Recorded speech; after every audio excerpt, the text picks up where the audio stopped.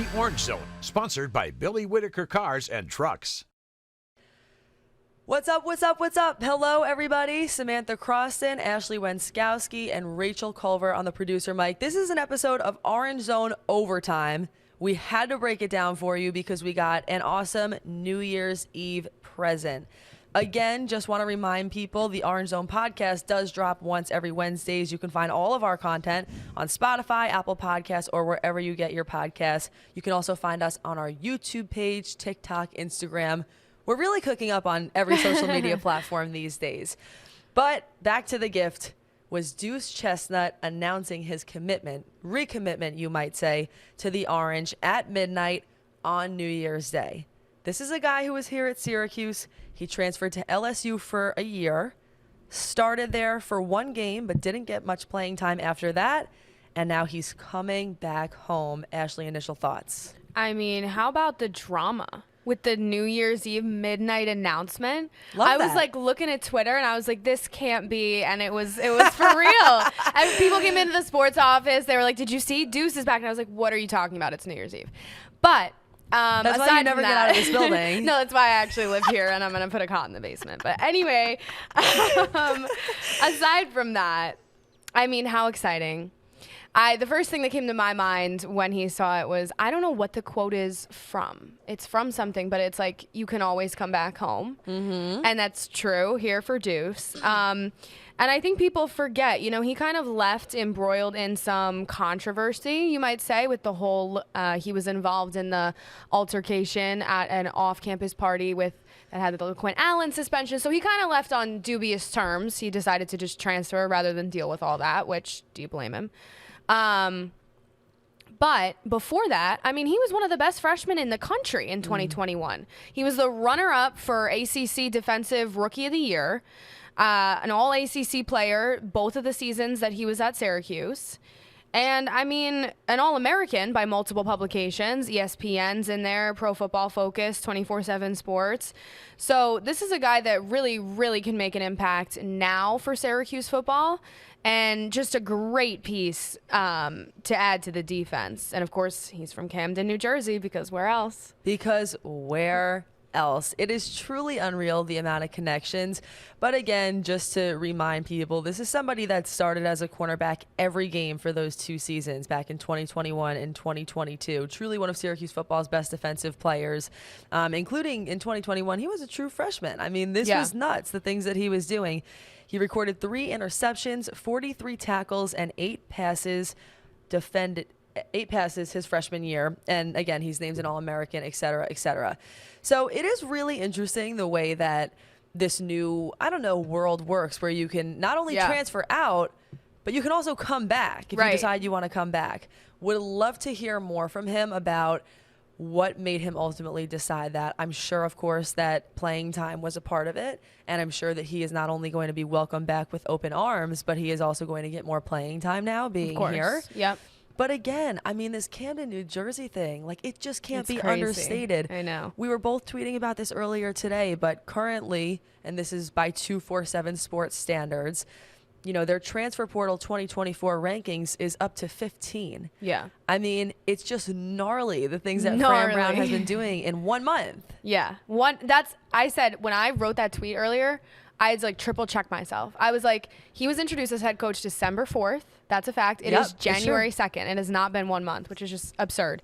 But, yeah, I mean, the Camden, New Jersey thing can't be ignored. We know about that. But, yeah, look, I mean, Deuce is back. He's definitely going to be an impact player right away. I think we will find out more about, you know, what kind of happened at LSU, because that really hasn't been known publicly. He left the team midway through the season. The head coach, LSU's head coach, says he was no longer with the team kind of midway through 2023. So whether that was a playing time issue, whether that was just an unhappiness issue, I am interested to see kind of what happened there. He played 1 game. He played the season opener against Florida State, picked off a pass, and kind of appeared to be benched after that. So we'll see. But I'm excited that he's getting another opportunity at Syracuse, and he also has 2 years of college eligibility remaining. So it's not just a 1-year thing. 100%. This is somebody who they could most definitely use. It's surprising. It almost feels like he seems older. You forget that he has 2 years of eligibility left. So good news. So you have Duce Chestnut, Then you have this guy known as Tank. So that's the other thing I feel we need to hit on. Dion Tank Wilson Jr. I can't wait to meet this guy. He's a New Mexico State defensive lineman. He announced on Monday night that he has, in fact, committed to Syracuse. Why is he nicknamed Tank, you may ask? You may wonder. Well, here's a hint. He's listed at 6'5", 300 pounds. He is listed at 6'5", 300 pounds. Right. Recorded 30 tackles and 1.5 sacks last year for the Aggies.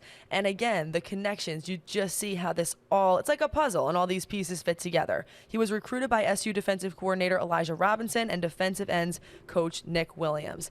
How many times have we heard that?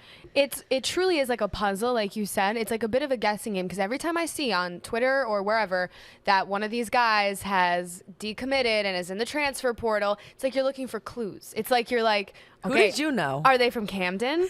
Do they know Elijah Robinson? Do they have any connections to Texas A&M? Who do you know here? Who do you know here? It's like a little bit of a puzzle, and we just put together the pieces. But yeah, when I saw this last night, I mean, I didn't know much about him right off the rip, New Mexico State. He also started his career at Arizona for a year. So he's jumped around a little bit. But, I mean, hey, any guy that has the nickname Tank is good enough for me. Is welcome to Syracuse as far as me. I'm concerned. He's the 9th player to commit to Syracuse out of the transfer portal, the 2nd defensive lineman, joining Texas A&M transfer Fadil Diggs. Here's a question.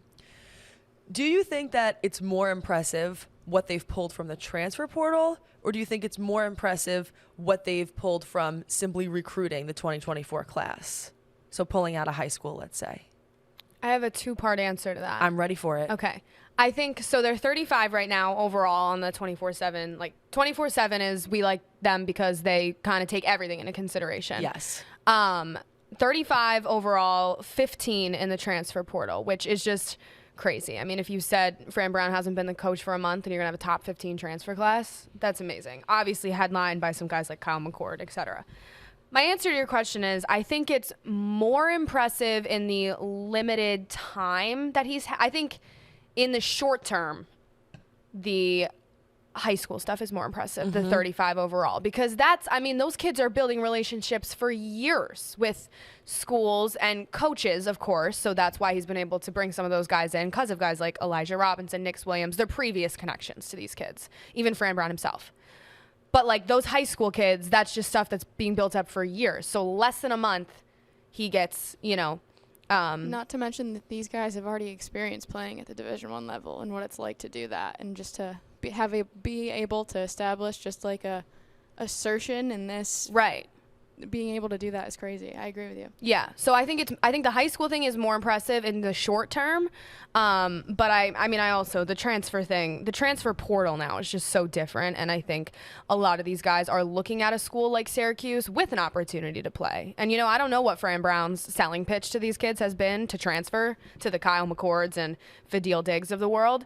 But I would imagine a big part of it is you can come here and you can play now and you can make a difference now. You're not going to be behind all these other kids who have been here, and we're turning a program around and you can be a part of that. So plus, there's something to be said for the fact that if you come to Syracuse this year, no matter what capacity you're going to be involved in, you're going to be a part of something special. Right.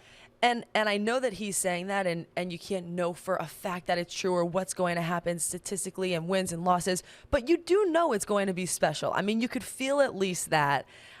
You're so excited just watching it as someone who covers it. Right. And is excited to see what is going to happen. I feel like even just in life, like let's just say it's just an entrepreneur or whatever it is. I feel like there's something exciting about being a part of a startup, a part of a company that hasn't seen success before. It feels risky, but at the same time, it's so exciting because you get to say you were there from the start. Rachel, you have thoughts? You think the transfer portal, the high school recruits, what's impressing you here?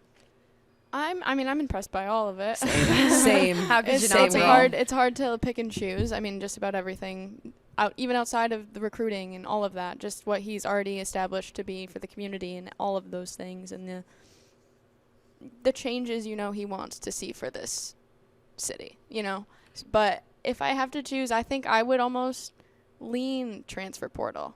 I think I would lean transfer portal solely for the reason that he obviously has been recruiting in like for Georgia, for the schools that he was at before, and like he knows how to like connect with those kids at high school levels, but like to do that as a head coach and like sell a pitch that's going to convince someone that's picking up a part of their life that they've invested time and desire into and kind of come to, like you said, a place that's growing from the ground up, I think that speaks volumes for me. Yeah, I agree with you. I think exactly what you said, Sam. It's exciting to be a part of something that, you know, you can get in on the ground floor of, quite literally. But yeah, I agree with what you're saying, Rachel, too. Like it's these kids, he's kind of giving them a sales pitch, but at the same time, it's like, and I've seen some fans talk about this too, why in the past few years we knew it was important for Syracuse football to own the Northeast. Where did that go, like the past 10 or so years? Even Dino Babers, a little bit before Dino Babers too. Why was it so easy for Syracuse football to lose that? Because now they're owning New Jersey already again. We know that owning the Northeast is important. I guess that's just a bigger picture question that none of us truly know the answer to, but where did that go? You and know? That's something we talked about last week too, Sam. Yeah. Just kind of like even Fran Bren sending a message to all of these schools in the South just to be like, hey, Right. I'm here now. And these guys that are coming, they're here for me and they're here for the people around them. And unfortunately, that's the new reality you all are going to have to deal with. And No, I think mean, that's really it's great. It's astonishing. I mean, just the amount of, first of all, I feel like every single time I wake up, I'm like, what's Yep. the next thing? I've never been so locked into So my phone jumpy and on my Twitter. Twitter. And so my hands are shaking. Literally. But it's a good thing because to me, what shocks me just when I think about the past month is that a month ago, I mean, everybody was just convinced, I feel like, that no matter who the coach was, there was ultimately a ceiling. And Fran Brown was like, no, there's not. And if there is a ceiling, I'm going to break through it. I mean, yeah, transfer portal, high school, everything is impressing me. And by the way, here's a meme I'm looking for if there's anybody who watches this who's a meme creator, because there have been some amazing meme Fire content, memes on fire Twitter. memes Yeah. going on so far. I feel like the transfer portal to me is sort of like, it's like this big giant pond and everybody is fishing in it. Yep. So I'm wanting a meme of like Fran Brown, like casting Reeling in his fish. and reeling in a tank. Reeling in tank. Reeling in Duce Chestnut. So Literally. if anybody knows how to do that, I'm like really on the lookout for that meme. Thank you. But anyway, yeah, I mean, listen, final thoughts. It's just impressive, you know? Yeah. Final thought. I wanted to go off of what you just said about the ceiling, about the fish. About the ceiling, I was kind of thinking about like over the holiday week, some like broader scope, like just angles that we want to talk about for SU football this off season, beyond just the stats and the transfer portal and beyond whatever, some deeper picture things. And I really came to a question in my mind, pretty much what you just said. What is the limit for Fran Brown? I mean, the guy's here for not even a month, and he has a top 15 transfer class. Like, truly, the sky seems to be the limit for him. So what now that he has sent this message to these schools in the South is the limit. And it's like you said, people, even when he got hired, everybody was like, oh, this coach is from Georgia. He has experience. But then a lot of fans were, and I don't blame them, very hesitant to be like, well, this isn't Georgia. This isn't Baylor. You know, it's harder to recruit kids at Syracuse, but he's shown that it truly doesn't matter the school if these kids trust and believe in the coaching staff. It is all true. Shout out Fran Brown and shout out John Wildhack. I'll keep saying it. Someone had to make that decision, and he made the right one. All right, everybody. Thank you so much for joining us. Orange Zone Overtime. Ashley Wenskoski. I'm Samantha Croston. Rachel Culver on the producer mic. We'll see you when we see you. Happy New Year.